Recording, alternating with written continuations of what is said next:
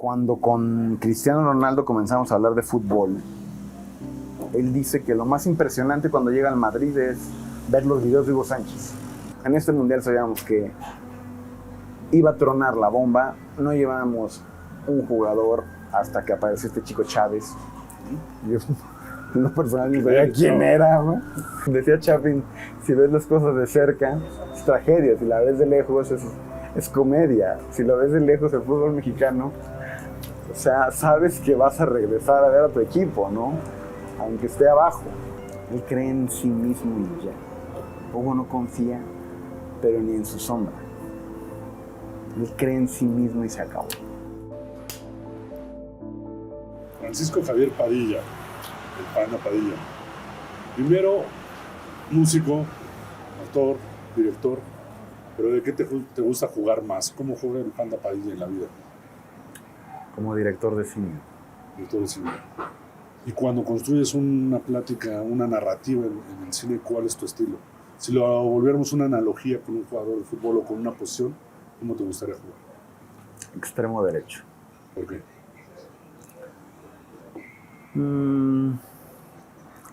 Yo creo que tiene que ver con la habilidad para esperar el balón, poder correr, Saber cuándo. llegar a un lugar y saber si puedes entrar o tienes que pasarlo. Y en el cine pasa mucho eso, recibes la historia, pero nunca sabes a qué dirección puedes ir. ¿Y por qué cine? Es interesante porque una manera de aquietarme, digamos, de niño era ponerme películas o llevarme al estadio, por así decirlo, ponerme partidos de fútbol. Y se quedan como esas dos pasiones, porque se convierten en pasiones, tanto el cine como el fútbol. Pero en el fútbol, yo originario de León, no veía como que fuera a pasar algo más en los 90, ¿no? Solamente había un referente que era Tita y un portero Comiso que creo que al final no fue tan referente. Pero mezclar mi semana viendo películas y el fin de semana ver fútbol, para mí representaba como una forma de seguir viendo historias. Para mí un partido de fútbol es una historia. Para mí leer un libro, tocar una canción en la guitarra o en el bajo y ver una película, es contar una historia. Todos los que nos gusta el fútbol atesoramos o recordamos un primer momento en el cual dijimos, de aquí somos, ¿no? Ese momento, muchos es la primera vez que te llevó tu papá al estadio, otros ese gol que festejaste. ¿Cuál es tu primer recuerdo del fútbol? Mi papá me llevó a ver, son dos momentos, es raro porque uno estaba muy pequeño. Pero el que más recuerdo fue cuando León le vino a jugar aquí a Pumas, a los Pumas campeones de Mejía Barón. De los 90s. En los octavos de final, y el partido se iba 0-0. Y mi papá nos llevó con muchos empresarios del Zapato de León, que habían rentado un palco. Yo era un niño de 11 años, o 10, no me acuerdo. Y ya íbamos de salida, y en el minuto 92 mete gol C. Roberto. Gana León 1-0 de visita. Y me impresiona mucho ver la reacción de los universitarios. Creo que fue la primera vez en mi vida que sentí hostilidad. Entonces le fue así como... Entonces estuvo padre el juego, llegó el gol al final, pero vamos, ¿no? Pero hay una parte muy interesante. Unos años antes, yo a lo mejor 6, 7 años tenía, y Siboldi llegó a México. Y para mi papá era un espectáculo muy fuerte ver un portero tan alto jugando en el Atlas. Fuimos a ver un América Atlas, pero para ver a Siboldi no fuimos a ver el partido. Yo no recuerdo el partido. Recuerdo ver al portero alto.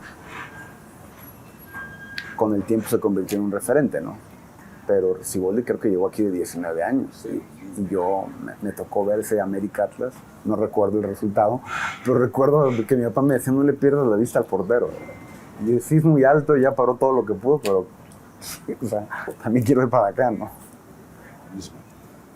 Estudias cine en el Instituto Ruso, ¿no? El cine ruso es más conocido por este cine que genera una narrativa más que seguir un personaje como el El montaje.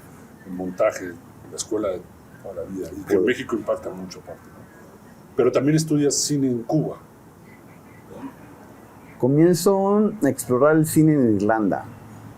Comienzo a ver mucho cine inglés, mucho cine irlandés obviamente. Cine antiguo norteamericano vi hasta que me cansé. Y después estudio cine aquí en el Instituto Ruso. Y el director Sergio Oljovich pues sí tenía este rollo de que aprendiéramos bueno, por lo menos supiéramos quién era Einstein, Pudovkin, Sigabertov, y entendiéramos el montaje ruso, la importancia que tenía para el cine actual, ¿no? Y para mí era muy interesante porque sigue siendo muy interesante, lo sigo estudiando. De hecho, el final de la construcción de la película de Hugo, por problemas de derechos de imagen, se reconstruye a partir de un nuevo montaje en donde yo acudo a mis viejos apuntes de montaje. Sí, sí.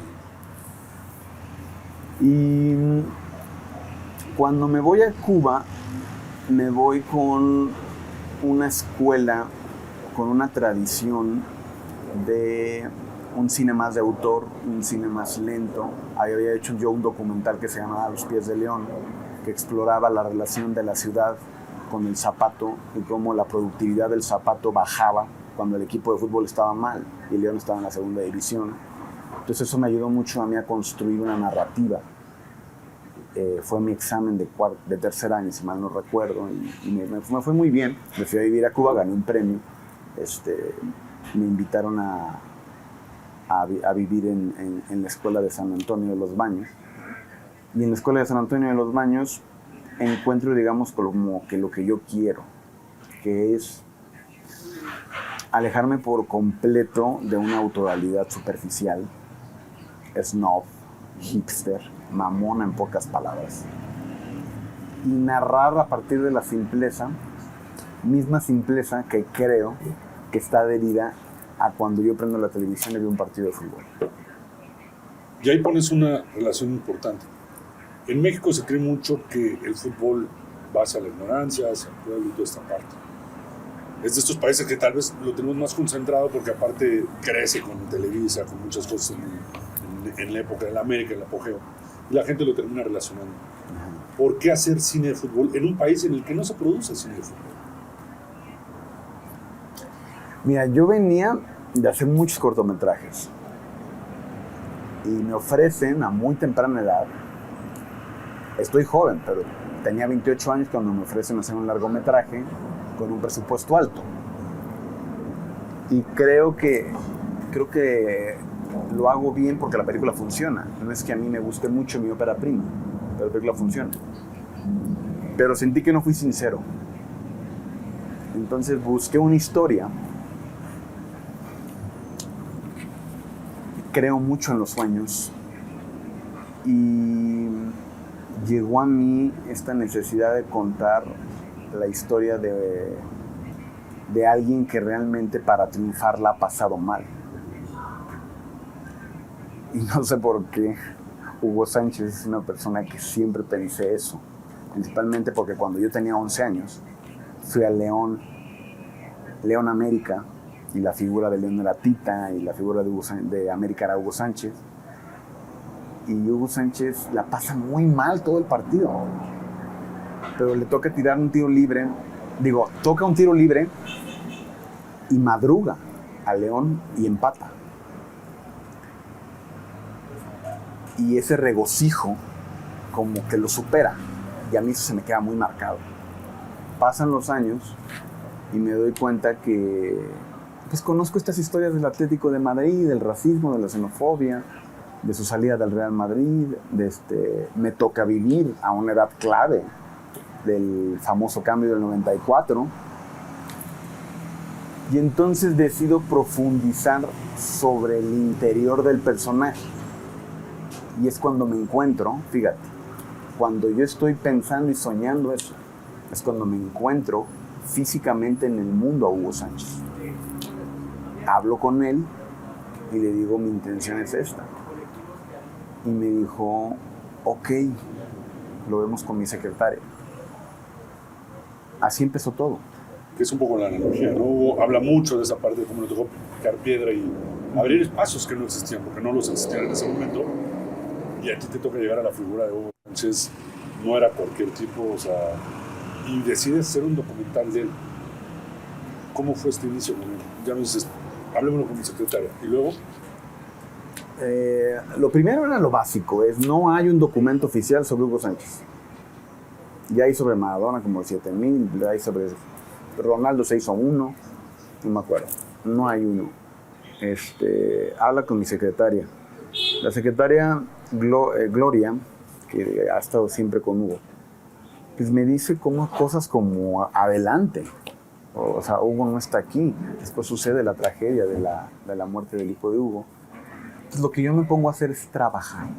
Me pongo a entrevistar periodistas y exjugadores, aún sin su autorización, confiando en que se van a dar las cosas. Jugándotela también. Sí, me la estaba jugando por completo, pero estaba haciendo una analogía sobre él también, porque Hugo llegaba y se la jugaba siempre.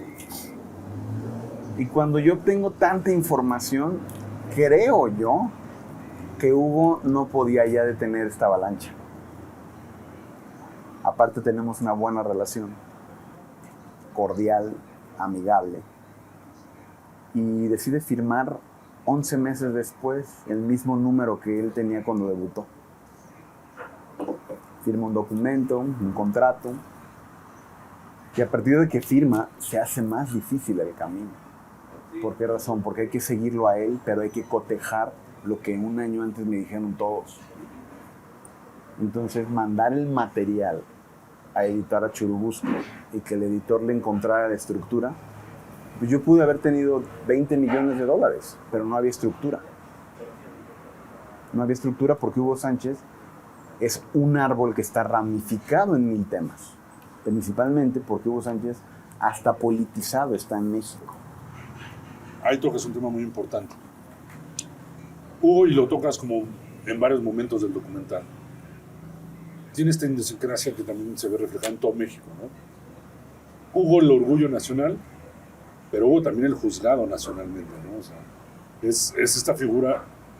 En México somos de los pocos países que podemos tener un ídolo que al fin y al cabo también le estamos pegando frecuentemente. Sí, pues somos el país de la contradicción. Al final de cuentas somos un país sometido, eso es una realidad.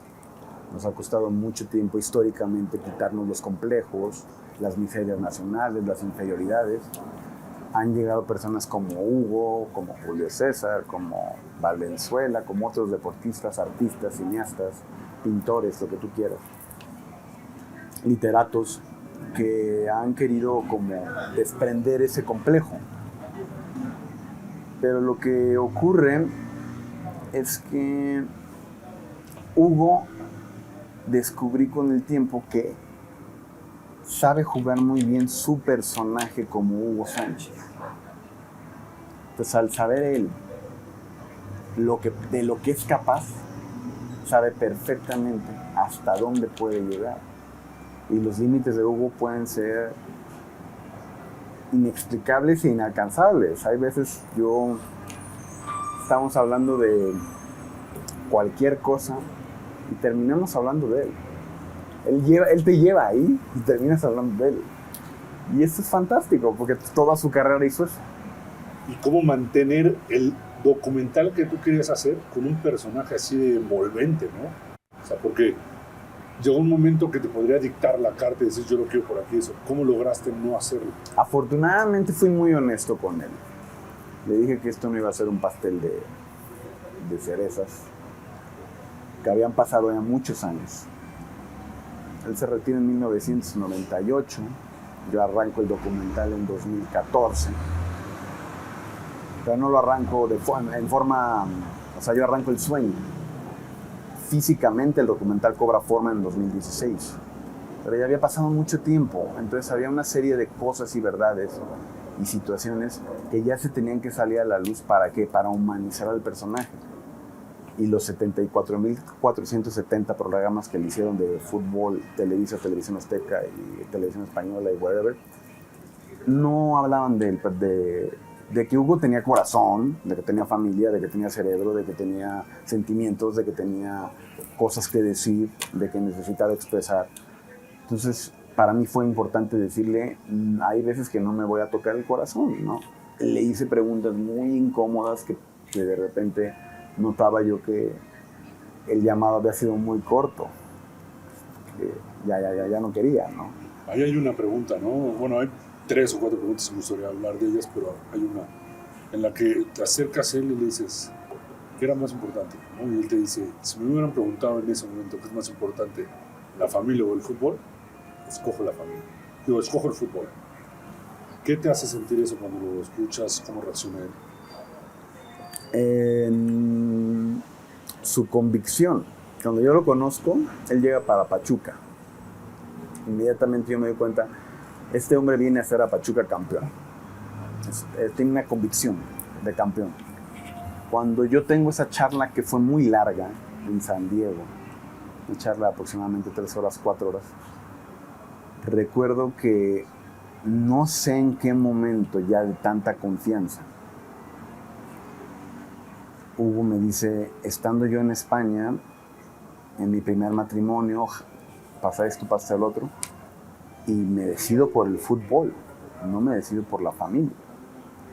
Y eso es muy fuerte viniendo de un personaje que yo he constatado que su familia es su santo grial.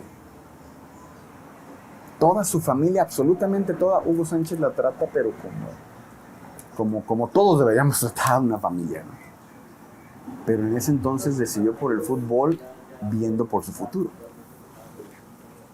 En ese futuro también Villoro dice una parte muy interesante, ¿no? A él le toca confrontar al mexicano que se siente agredido porque se atreve a salir de la manada, y termina siendo un reflejo del Mundial del 86, ¿no? Con la relación de sus compañeros. Sí. ¿El equipo se tenía que subir al nivel de Hugo o tendría que haber sido más humilde con el equipo? No, mira, los 80 es una década muy turbulenta en México, muy. Desde el presidente que dijo que iba a defender el peso como perro, hasta el temblor, las ayudas del temblor que nunca llegaron porque nos la robamos, el mundial de fútbol que dejó al país parado en una posición muy grande porque Televisa se encargó de generar el gran evento futbolístico, en ese momento el mejor mundial de la historia. Y llega Hugo con un equipo que tenía más de, si mal no recuerdo, Bora me contaba, 19 meses jugando juntos.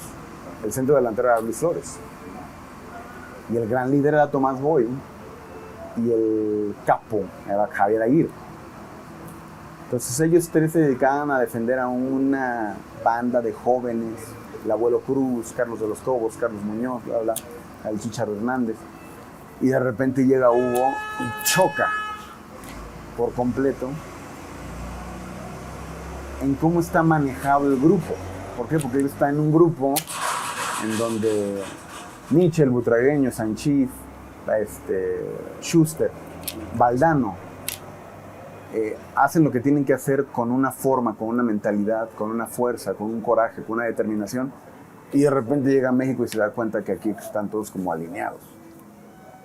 Entonces, el equipo debió haber subido al nivel de Hugo. Lo que pasa es que yo no le echo la culpa a ningún jugador. La idiosincrasia misma del México de los 80 impedía que eso fuera pensable. Eso que acabas de decir, ¿no te suena repetitivo? No pasó con la Volpe y Cuauhtémoc, no pasa en este mundial. O sea, ¿por qué seguimos repitiendo los mismos siglos? Estamos hablando de un mundial de hace casi 40 años. Hace 2 meses la plática en México era la misma, más o menos, ¿no? El jugador contra el entrenador. Siempre ha habido este tema de grupos en México. ¿Por qué no hemos logrado conformar esta selección? Que todos jalen parejo, ¿no? El mismo Hugo lo dice en la entrevista a clases, pensó que en el 94 sí, ¿no? y tal vez una de las mejores selecciones de México. Sí. ¿Por qué crees que repetimos este ciclo? México es un país que respeta mucho la cuestión de la familia. Si te vas de la familia, ya no eres de la familia. Y cuando se forman grupos, cuando se forman... Sí, grupos, esa es la palabra. Creo firmemente que se descompone por completo todo un núcleo. Creo que en cada selección que hemos tenido, a excepción de la del 94, que en el 94 yo sí creo que la responsabilidad cayó en decisiones personales que no se juzgan, sino nada más se tomaron. Algo sucede, no sé. En el 2006 se hizo un grupo de 4 o 5 jugadores y no llevaron a Cuauhtémoc Blanco, y el menos culpable era la Volpe. Él hizo jugar a la selección de una manera tremenda. Faltaba a lo mejor un líder, porque nadie se ha puesto la playera de la selección mexicana como Cuauhtémoc Blanco históricamente. Nadie. Faltó en ese mundial. En 2010, Javier Aguirre es opuesto al Javier Aguirre del 2002. En 2002 es una selección líder que se le pudo haber ganado a Estados Unidos fácilmente. Pero algo sucede que tiene que ver con... te lo voy a contestar rápido. En el 86 se llega al 5º partido contra Alemania, pero lo dice el abuelo Cruz. No pensamos que íbamos a llegar a esa instancia. Cuando nos toca tirar penaltis, todos nos echamos para atrás. Allá hay miedo. 86. 94, decisiones de una persona. 98, pues los tenemos a los alemanes ahí, pero tenemos a 2 chaparritos defendiendo a un delantero del tamaño de Bierhoff, ¿no? En 2002, un exceso de confianza contra Estados Unidos tremendo que se notaba en la televisión misma, lo podías ver. En 2006 no se le aguanta el partido a Argentina, esa es una realidad. Y en el 2010 la selección está fracturada por completo. La selección no le iba a ganar a Argentina. Nos meten un gol en fuera de lugar, si mal no recuerdo. Nadie quería al Bofo Bautista. El Conejo Pérez creo que corrió más que el Bofo Bautista en el mismo partido. Había una serie de situaciones. La gente sabe que la selección está fracturada. 2014, el no era penal. No, sí era penal. Porque la inercia te lleva al árbitro a pitar. No hiciste juego, no supiste hacer juego. Era una gran selección la de Miguel Herrera en el 2014. Y en el 2018, un técnico que, en mi opinión, es el peor retroceso en la historia del fútbol mexicano, un técnico que jamás pudo tener una alineación decente, en no sé cuántos partidos jugó en 4 años. Entonces, lo que yo creo es que la inconsistencia de la decisión, la determinación y el coraje dentro de los grupos en México han determinado que nos vaya como nos va en el Mundial. Este Mundial ya era caso distinto. En este Mundial sabíamos que iba a tronar la bomba. No llevábamos un jugador hasta que apareció este chico Chávez. Yo, en lo personal, no sabía quién era, ¿no? Pero este Mundial, qué bueno que pasó lo que pasó. Qué mala onda por el Tata Martino que le haya tocado a él. Pero todas las decisiones que se han tomado en un grupo, en un núcleo, no han beneficiado al fútbol mexicano, y eso tiene que ver con la mentalidad. A mí me preguntaba hace poco Carmen Aristegui, ¿de qué trata la película? De la mentalidad. Y la mentalidad de Hugo no la tiene el directivo. Y ahí regresamos a la inconsistencia del mexicano. Sale esta figura y podemos hablar, como dices, Chávez, Hugo Sánchez, en el fútbol también Rafa Márquez, pero hablamos de garbanzos de libra, ¿no? O sea, uno cada 10 años, un Checo Pérez hoy, o sea, tienes garbanzos de libra, ¿no? Uno. Te suelto 2 preguntas aquí. Lo primero, ¿por qué entonces seguimos apostando a un deporte de conjuntos si no logramos ser conjunto? Y 2, adelantándome tal vez un poco y regresando al mismo Hugo Sánchez, ¿cómo rompe estas cadenas del mexicano y su tope mental, por decirlo así? Que tal vez no son los de México, ¿no? Si quitamos Argentina y Brasil del mapa de Latinoamérica, es un plan que así como decíamos, el no era penal, aquí en Colombia estaba el travesaño, ¿no? O cada selección latinoamericana, si quitamos a Brasil y Argentina, tiene lo suyo, ¿no? O sea, cada mundial hay algo así. ¿Por qué este ciclo? Tomando estas dos preguntas. En México amamos el fútbol porque nos proyectamos. O sea, no la falló Cuauhtémoc, la fallamos todos, ¿sabes? Nos proyectamos, nos liberamos un poco y es parte importante, siendo un país tan familiar, es parte importante de la familia. El fútbol mexicano creo firmemente que es parte importantísima de la idiosincrasia del mexicano, pero nos da muchas decepciones y es como un doble A.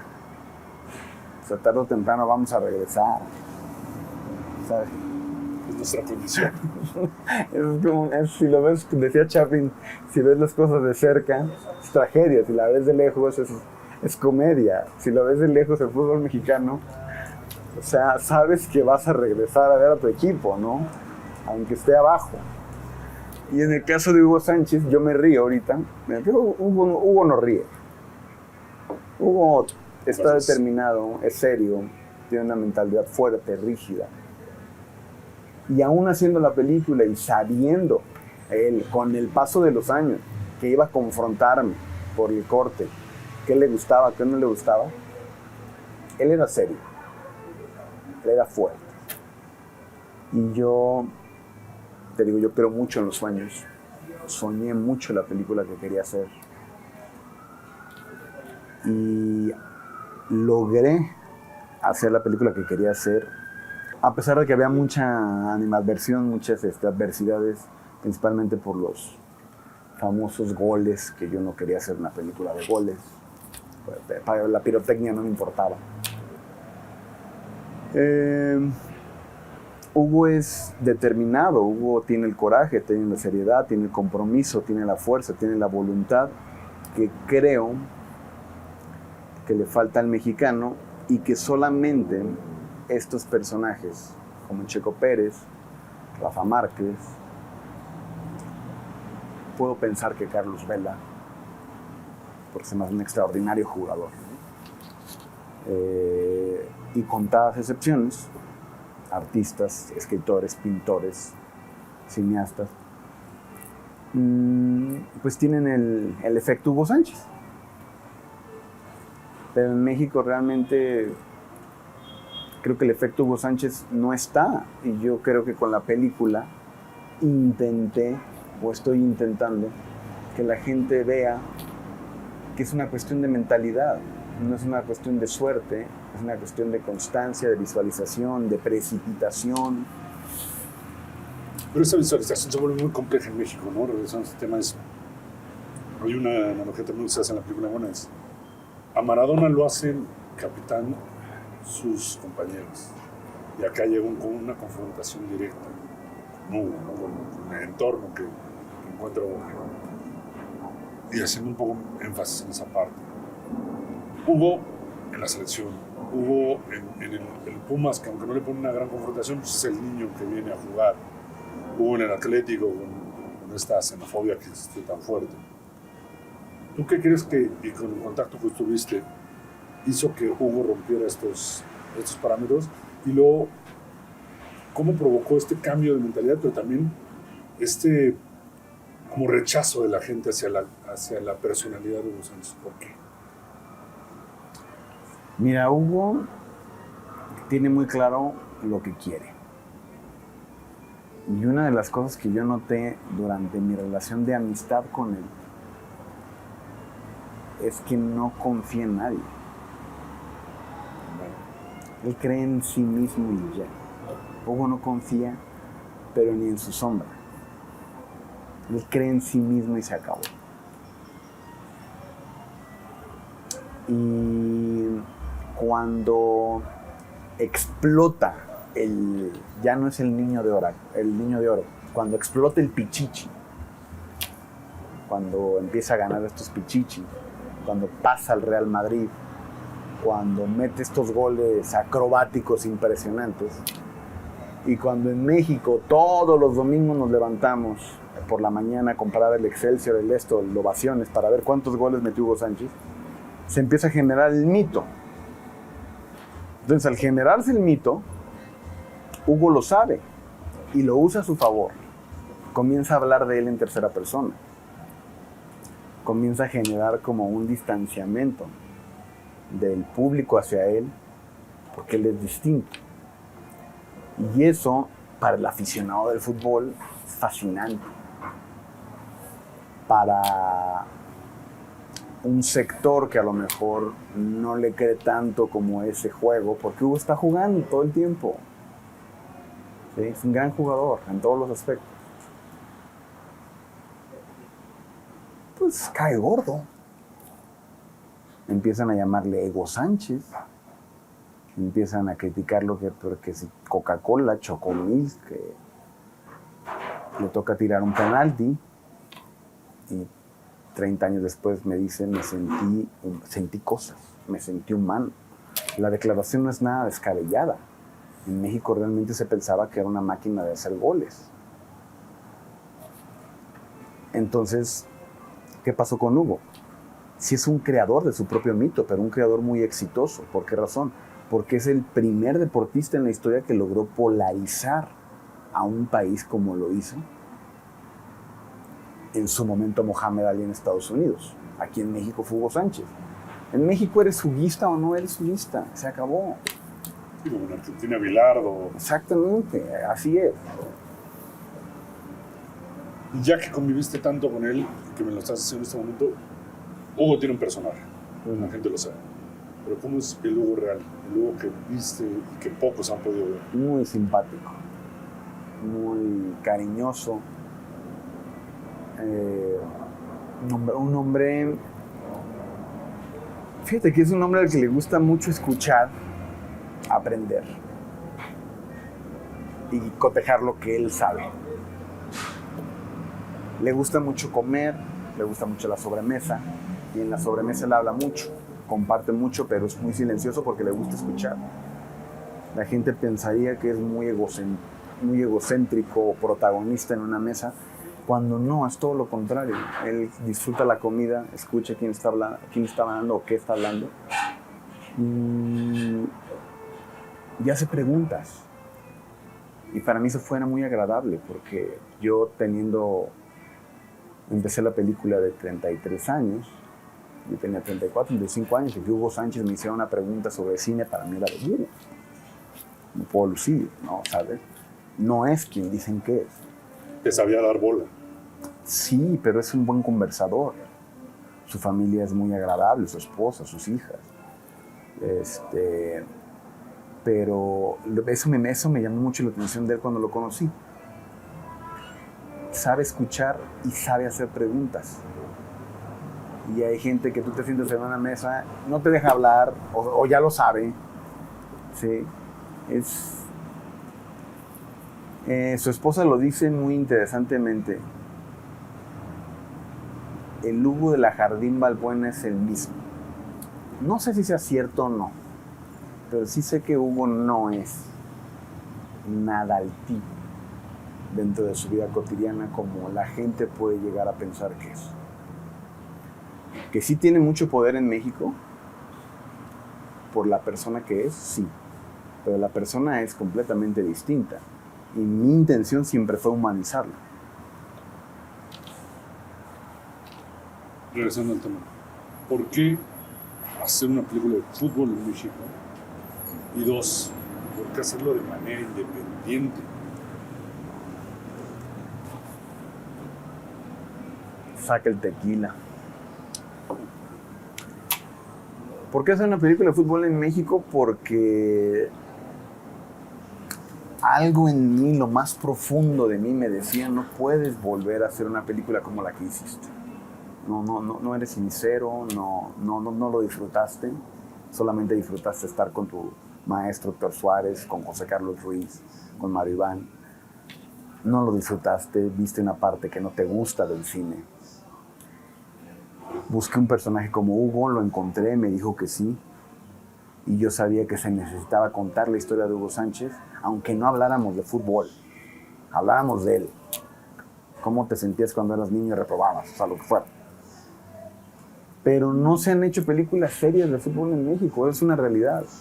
Sin ofender a mis colegas. O sea, no hay una película seria en México de fútbol.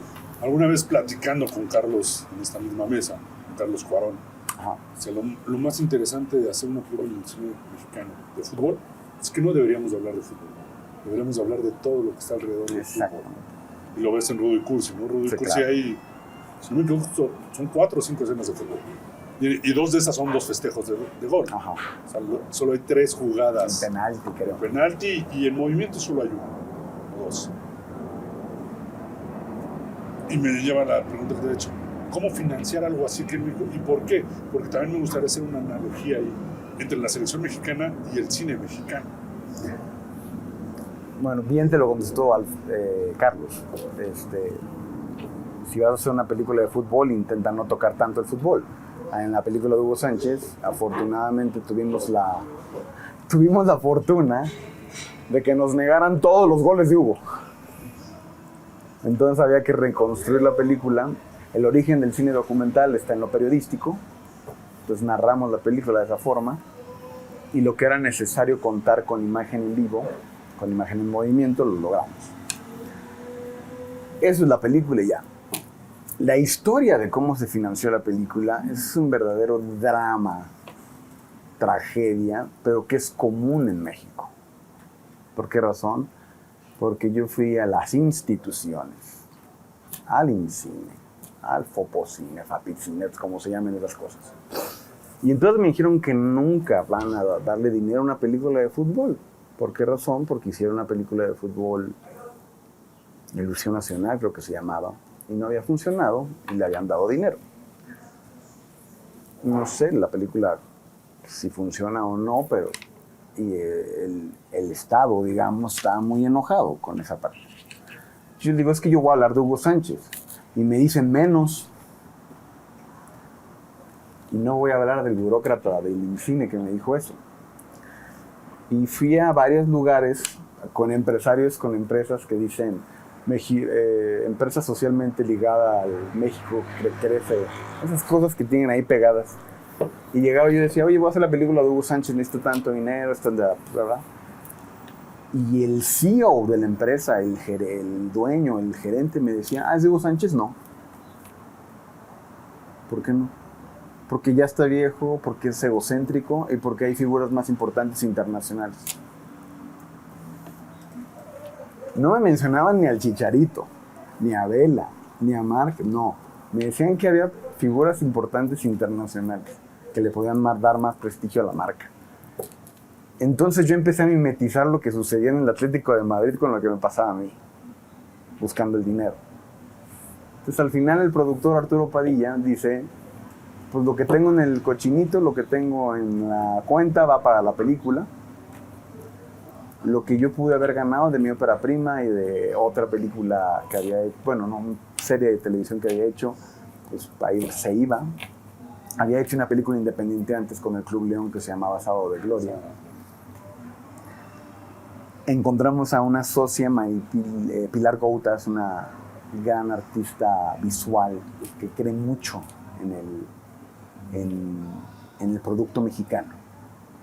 Y nos dijo, ¿de qué van a hablar? De Hugo Sánchez. ¿Y van a hablar bien de México? Sí. Toma, les doy dinero. Y nos dio un dinero que no esperábamos.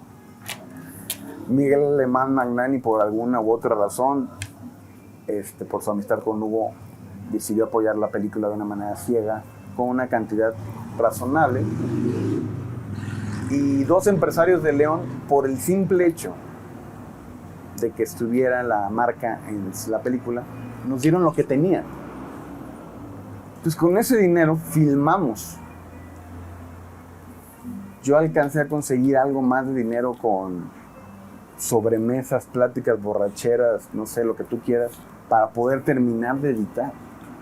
Y cuando termino de editar y tengo un corte de aproximadamente 2 horas 30 minutos, marzo 2020 llega una pandemia y me quedo con una película encerrada en mi casa. Entonces, Pero te digo, si lo ves de lejos es de risa, si lo ves cercano es dramático, ¿no? Porque yo estaba en la bancarrota, le había dado todo mi dinero, mi hermano y yo le dimos todo nuestro dinero a esa película. Los empresarios, los que nos apoyaron, nos preguntaban sin reclamar, ¿qué pasó? Pues, que pare esto, ¿no? Pero fue una bendición la pandemia, respetando a lo que realmente fue una bendición para mí porque la película la vi aproximadamente 300 veces y supe que tenía que durar 80 minutos, 85.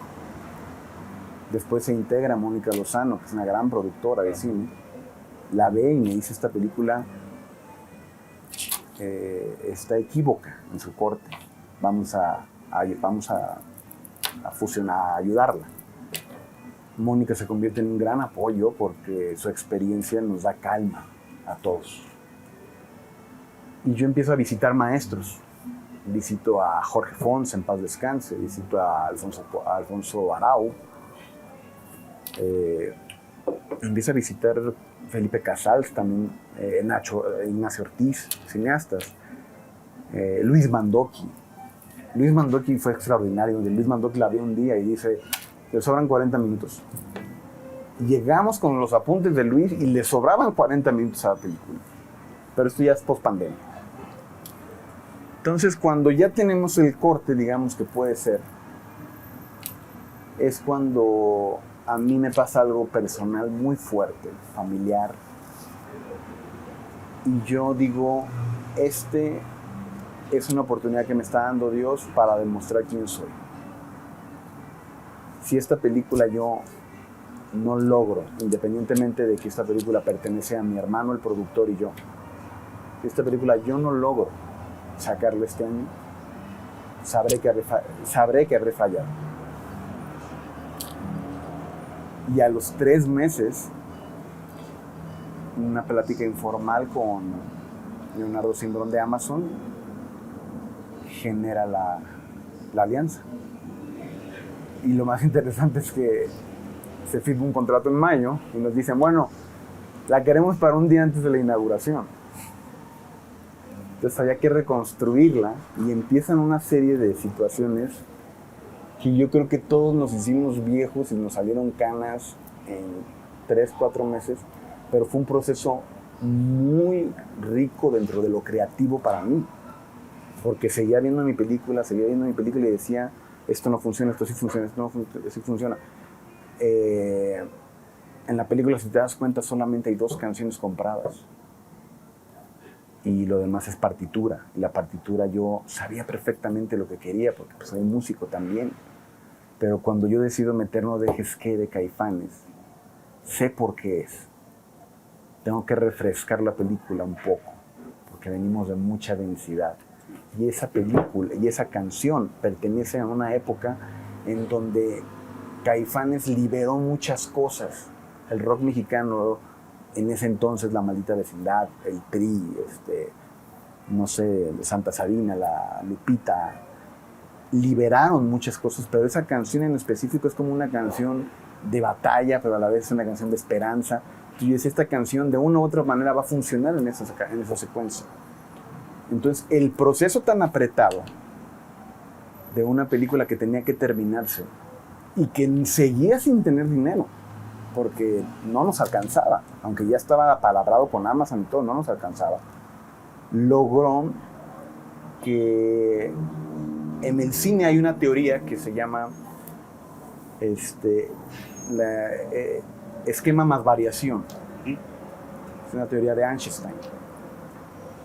Tú puedes tener el esquema, la variación tú la determinas. Entonces el esquema ya estaba hecho. La variación la fuimos haciendo durante esos meses, quitando cosas, poniendo cosas y supliendo cosas. Hubo jugadores internacionales, que no voy a mencionar, que decidieron no estar porque querían dinero. Y dije: no te apures, brother. Yo tengo un libro de cine ruso, de cine ruso, que me ayudan en mi montaje y vas para afuera, hermano. ¿No? Pero la película realmente es un milagro, porque nunca tuvo dinero. Pero se logró hacer y ahorita está generando lo que no tuvo. Y creo que va a generar.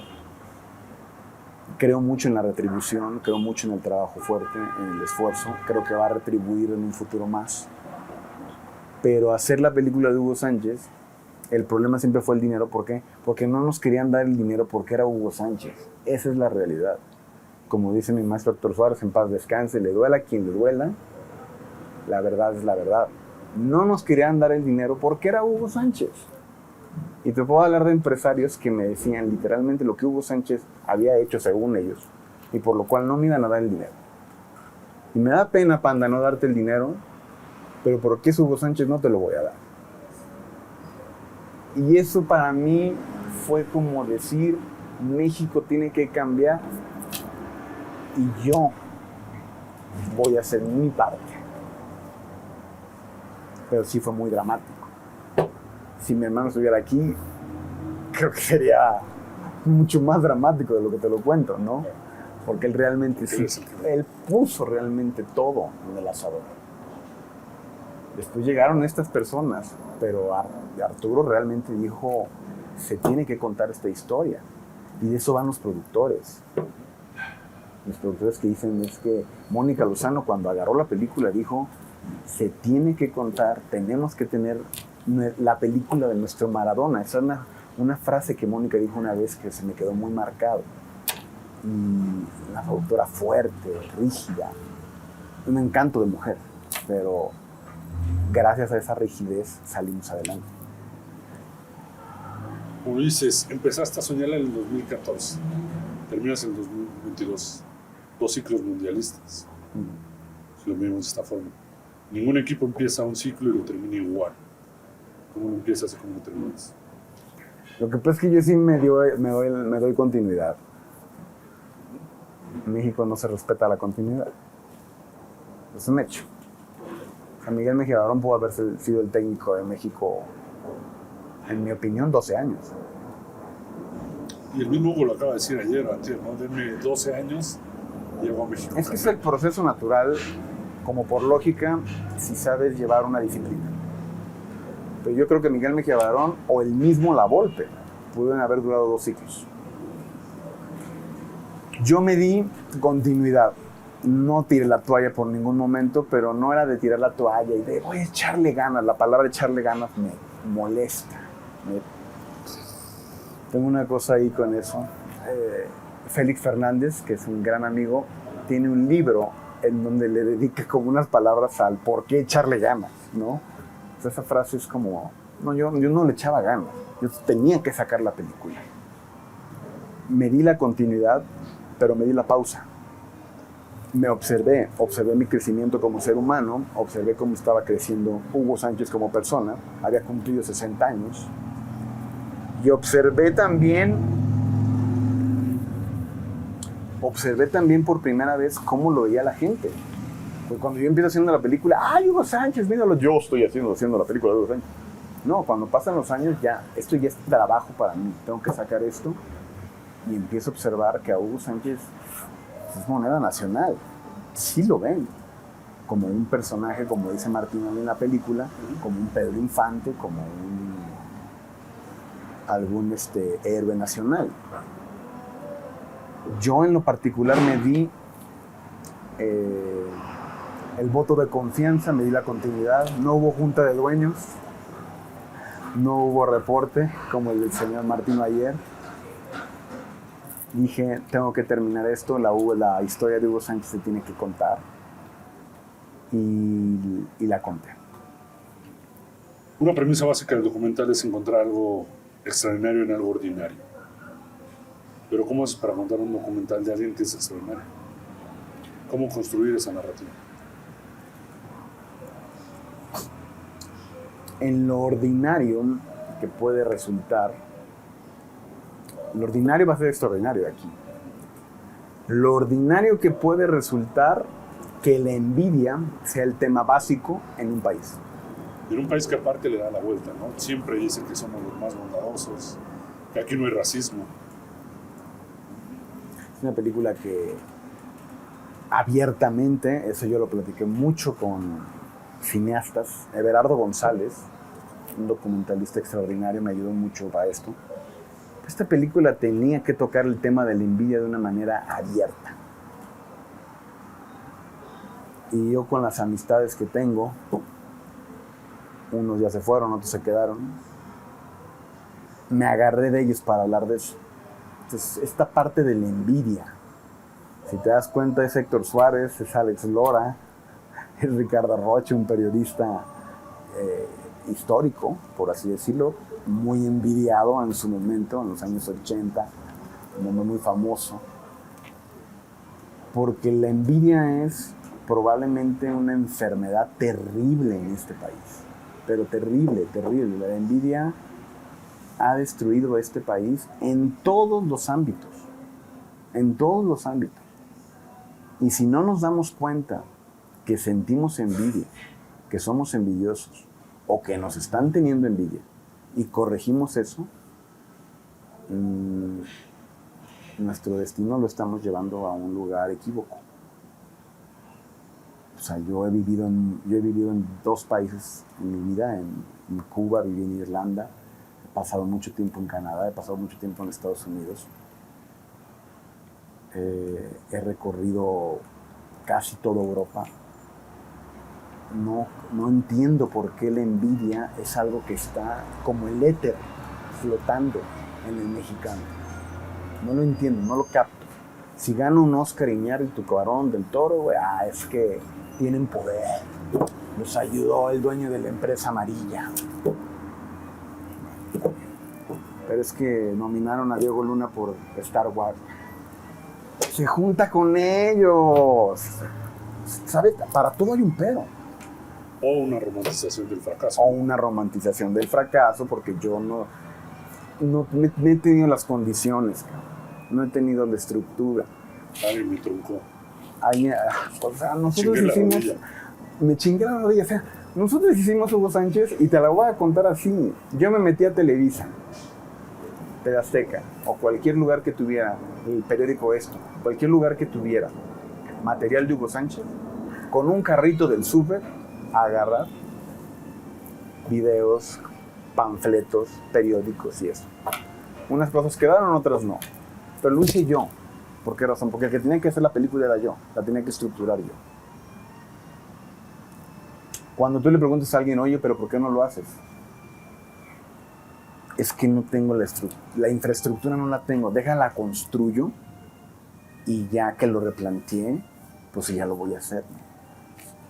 ¿Qué me estás hablando? O sea, escríbelo y hazlo. O sea, ¿sabes? O sea, la determinación de Hugo para meter un gol era muy fácil. Me pongo en donde tengo que estar para hacer el remate. Si tú necesitas, como mexicano, hacer algo, vas y lo haces. Se acabó. Hugo metió 38 goles de primera instancia en un año. Para mala suerte de muchos madridistas a futuro. Hay una entrevista ahí que hace referencia directamente con el heredero de ese centro delantero, ¿no? Cristiano Ronaldo. ¿Qué encontraste en común de las dos figuras? En Cristiano, algo muy interesante. Probablemente sea la persona más amable y educada que he conocido en mi vida. Me impresionó. No lo esperabas. Me quedé así. No, pues imagínate, yo, cineasta, no me considero una persona maleducada para nada. Soy cineasta, me junto con rock and rolleros, soy un poco extravagante, no me tomo las cosas tan en serio, y de repente me encuentro con un personaje con una seriedad, con una determinación, con una educación. Vienes desde México a entrevistarme, siéntate, ¿qué necesitas? ¿Qué te toma? ¿Qué te firmo?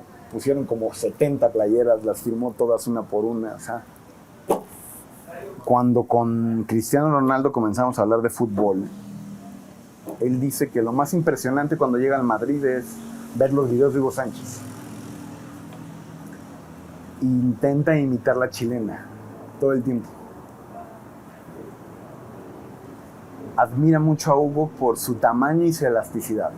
Admira mucho a Hugo por saber dónde va a estar la pelota para rematar. y tienen algo en común, la mentalidad. Hugo no convivía con sus compañeros, Ronaldo nunca lo hizo. Y eso me lo dijo Valdano. Y ambos son juzgados por lo mismo. Exactamente, eso me lo dijo Valdano. Valdano me dijo, Hugo no, son grandes amigos, pero me decía, Hugo no convivía.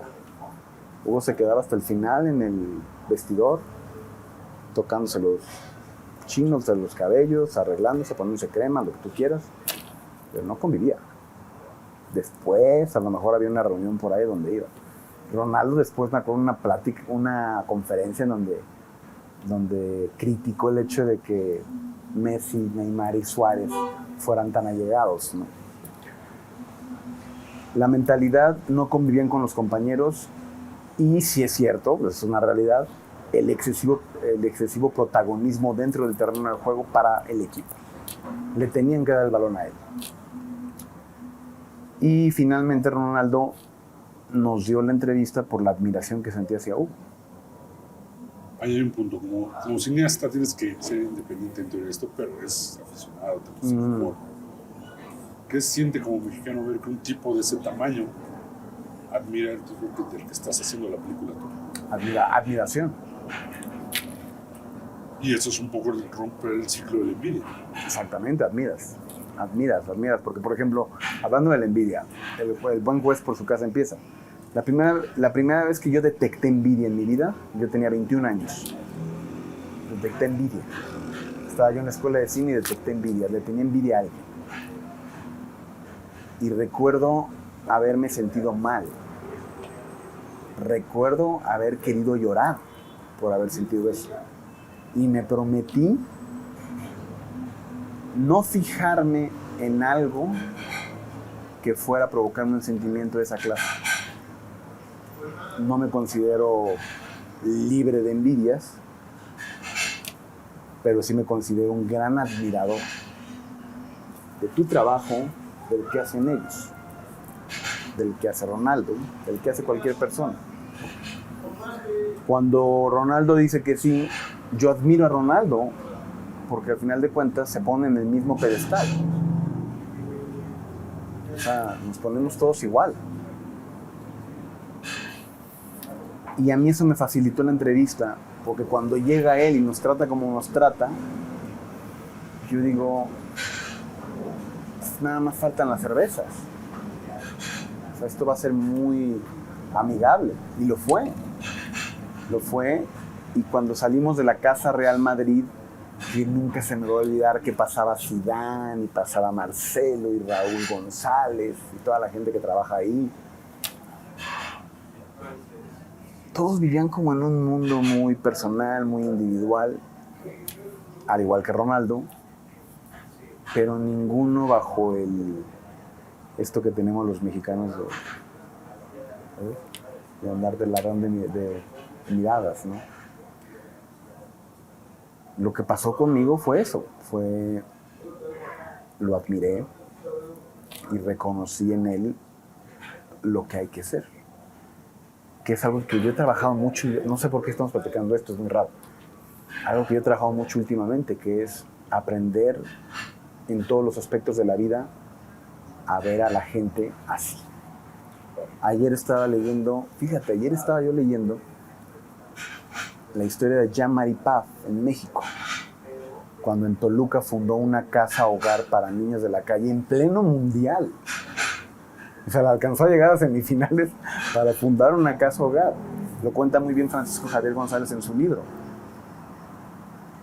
Y eso me habla mucho de la condición del ser humano en el momento en el que te sabes adaptar, poner los pies en la tierra, ver a los ojos de la misma forma a la persona que tienes enfrente y saber que todos somos iguales en este mundo comercial de John Lennon.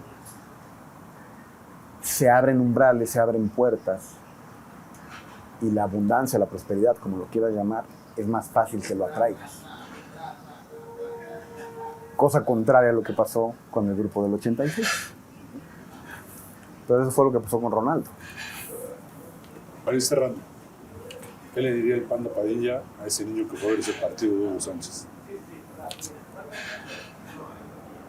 Le diría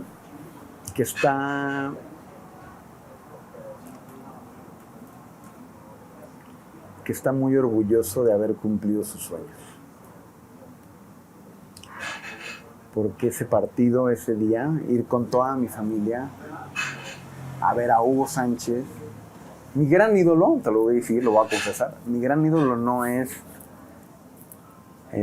ni siquiera Pelé, en paz descanse, que me regaló una playera en el proceso de la celebración. No nos pudo dar la entrevista, pero me mandó una playera, cosa que agradezco. Yo tengo un gran ídolo, que es Milton Queiroz Tita. Yo fui a ver a Tita, no fui a ver a Hugo Sánchez. Pero ver a Hugo Sánchez y vivir esa experiencia con mi familia, estadio lleno, que las papas, las palomitas, el refresco y eso, haber tenido esa experiencia tan fuerte que me generó después seguir la vida de Hugo Sánchez, porque sí es cierto que después la comencé a seguir. Pues me llevó a la escuela de cine, y en la escuela de cine hice algunos ejercicios que tenían que ver con ensayos sobre Hugo Sánchez en el documental. Entonces al final creo que yo creo mucho en los sueños. Creo que ese niño soñó hacer algo con Hugo Sánchez y lo logró. Entonces si ahorita me pones a ese niño de 11 años, le diría: estoy orgulloso de ti porque cumpliste tu sueño. ¿Quieres seguir usando el fútbol como un tema dentro de tu trabajo? Si sí, qué bien. No sé, pero se presenta. Es lo más chistoso. Tengo una extraordinaria relación con José Guadalupe Castañeda. El Lupillo Castañeda. Y tiene él una historia que no es de fútbol. Es sobre él. No habla de fútbol, es sobre él.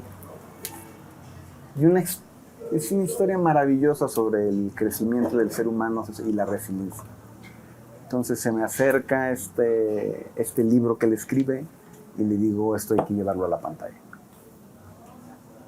Y hace poco me ofrecieron leer un guión que tenía algo de fútbol por ahí. Y hace poco fui a Londres y me encontré a un exjugador de León, Isaac Ajipei, africano. Jugó para León en el 93-94, me lo encuentro allá y le digo: en la ciudad sigue siendo un ídolo. Y me cuenta una historia tan devastadora que yo digo: esto se tiene que documentar. Entonces el fútbol me está merodeando, pero lo que ahorita yo estoy buscando es, como diría mi maestro Fons, calentar la mano. Estoy buscando una comedia, me quiero reír un poco. No quiero salir a buscar dinero. Quiero simplemente contar una historia de amor, una comedia. Y mi relación con el fútbol va a estar ahí siempre, porque al final de cuentas el fútbol me puede dar una historia. Porque diría Wim Wenders que mira, Wim Wenders es muy claro. Dice: las historias están escondidas en donde voltees. Aunque yo diga: nunca voy a hacer una película de fútbol en mi vida, a lo mejor yo en 15 días voy al Pumas León y me encuentro el amor de mi vida en la tribuna. Y decido filmar la historia de cómo conocí a mi esposa. Entonces el fútbol nunca me va a dejar. Por ejemplo, hoy aquí creo que encontré un nuevo amigo, una nueva amiga, nuevos compañeros. O sea, a mí se me ocurrió un cortometraje sobre la manera en la que me desahogo en una entrevista sobre un proceso muy fuerte que fue hacer esta película. Entonces el fútbol está ligado, ¿sabes? O sea, es como un pulpo que está agarrando todo el tiempo cosas. Entonces, sé que voy a tocar todos los géneros como cineasta, pero el fútbol y el rock and roll siempre van a estar ahí. Hay dos cosas que yo no puedo, o sea, mi vida siempre hay rock and roll o fútbol. A mí me faltaba una pregunta, Romano Tomás. Si a Hugo Sánchez lo tuvieras que hacer un rock and rollero, ¿quién sería? ¿Hugo un rock and rollero? ¿Cómo quién sería? Yo creo que sería Mick Jagger. ¿Por qué? Mick Jagger también ha creado su propio mito. Mick Jagger, su accesibilidad no es tan fácil, pero cuando es accesible, lo conozco bien. Es mi encanto de ser humano. Yo creo que Mick Jagger sería Hugo Sánchez. Tenemos una dinámica a hacer el once ideal Va. de temas. Nos gustaría que nos hicieras tu once ideal de cineastas. ¿Y en qué posición los pondrías? Puta. Está cabrón. ¿Hacemos cancha y todo? ¿Sí? A ver. De portero yo pondría a Ismael Rodríguez.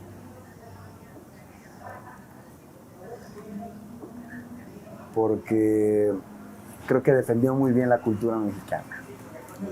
Una identidad. Es una identidad, ¿no? Entonces, vamos a ver que se sigue usando líbero y stopper. Desees tú poner tu alineación. Ok, yo creo que de defensa central pondría a Godard, el gran defensor del cine como...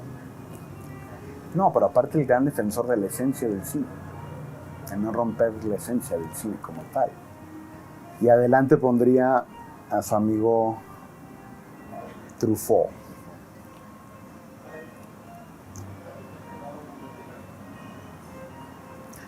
Como su compañero, Vaya, pero se iba al ataque, era más arriesgado. Truffaut era más arriesgado. De lateral, de saber, yo pondría en la izquierda a Jorge Fons. Porque Jorge se arriesgó defendiendo la cultura mexicana a atacar, a lanzarse al ataque, a tirar centros para que se formaran otros cineastas, para que se formaran otro tipo de cineastas parecidos a él. Y en el otro lado pondría a Casals, que hacía como lo mismo, pero un poco más arriesgado. Un cineasta cineasta social comprometido, pero muy pegado a la banca, escuchando. Entonces, de contención, yo pondría a Woody Allen de contención. El cine como entretenimiento. Vamos a mantener el medio campo bien planteado. El cine como entretenimiento. De creativo pondría a Chaplin.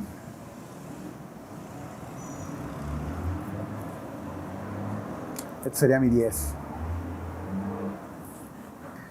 Luego de izquierdo pondrían a Kubrick. No, no es cierto. Pondría a Buñuel.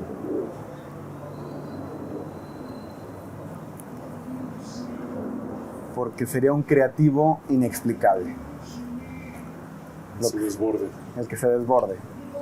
El surrealista. Yo creo que sería mi... En el 8 sí pondría Kubrick.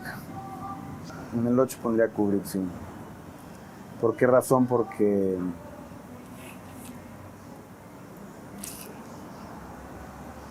su creatividad, pero su defensa purista del cine, importante. 2 puntas, pondría Scorsese forzosamente, pero como el goleador. Scorsese no se anda con rodeos, ese te pica. Ese sería mi 9 a lo mejor. Mi otro delantero sería el Coppola de los 70. El Coppola del Padrino, de Apocalipsis Now, de La Conversación. Creo que sería un definidor extraordinario. Porque el Coppola de los 80 es otro, el Coppola de los 90 es otro. El Coppola. Entonces, esta sería mi alineación ideal. Nos regalas tu firma para que quede sellada. Con mucho gusto.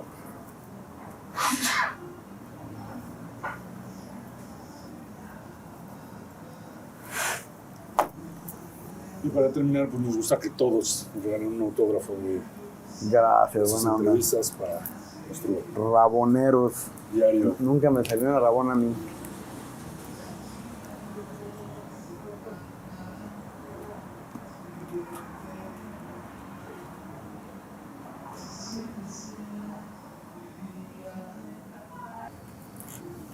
Y nos faltaría una última pregunta.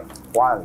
En Apuntes de Rabona creemos que sí, la Rabona puede ser un lujo, pero también es un recurso que te puede sacar de una apuro. Para ti, ¿qué sería una Rabona en el cine? En el cine, para mí, una rabona sería un riesgo en el montaje. O sea, arriesgarte en algo que ya está predeterminado, pero que tú sabes que puedes darle otro sentido por medio del corte, para mí sería una rabona. Muchas gracias, Panda, gracias por estar con nosotros. No, gracias a ustedes, qué divertida plática. Si así fueran todos. Hola, ¿qué tal? Soy Francisco Javier Padilla y soy cineasta.